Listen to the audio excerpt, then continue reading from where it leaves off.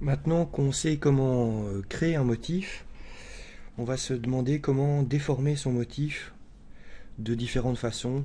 Alors évidemment, le mettre comme un tissu comme ça, c'est déjà intéressant. Après, on pourrait l'appliquer pour avoir des perspectives ou différentes déformations, ce qui donnera différents résultats. Ici, vous voyez que à part dans les rotations, l'effet miroir où chaque fois on peut cocher ou décocher pattern, ce qui fait que ici même dans la déformation, vous pourrez déformer, vous voyez qu'il se déforme avec, la transformation de mon tracé. Maintenant, imaginons on aurait envie de faire une perspective. Si on prend avec la flèche blanche son tracé, vous voyez que le tracé ne suit pas, enfin que le motif ne suit pas le tracé. J'aurais voulu faire une sorte de perspective ici, je n'y arrive pas. Donc le résultat est très peu probant. Ce que je vais essayer de faire, c'est de voir avec la distorsion de l'enveloppe si je peux faire quelque chose. Alors ici j'essaye, je regarde, il n'y a rien qui se passe pour le moment. Par contre, si je décompose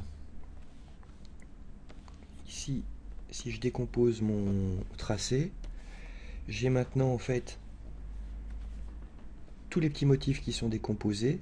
Le problème c'est que vous voyez que si je fais une sélection avec la flèche blanche, je me retrouve avec plein de tracés.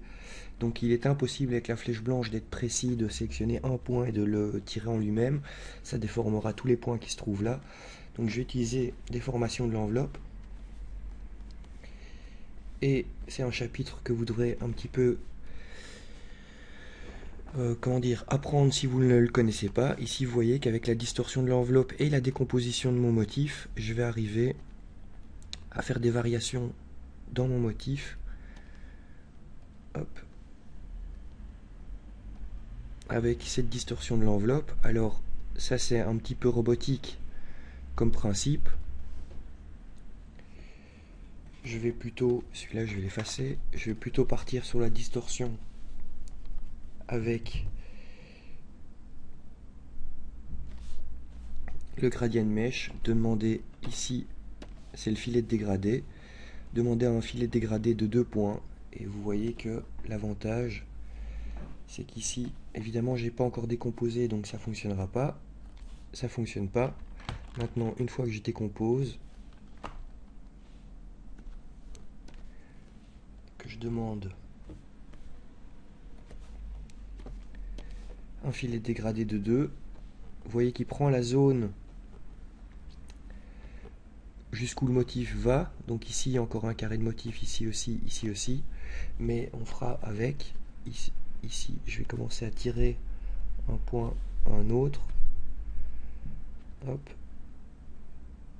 Déformer mon motif pour finalement l'arrondir.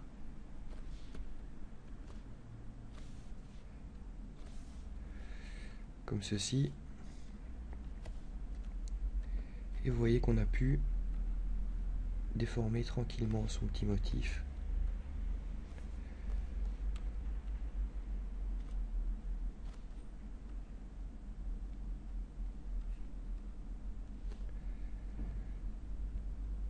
Tout simplement.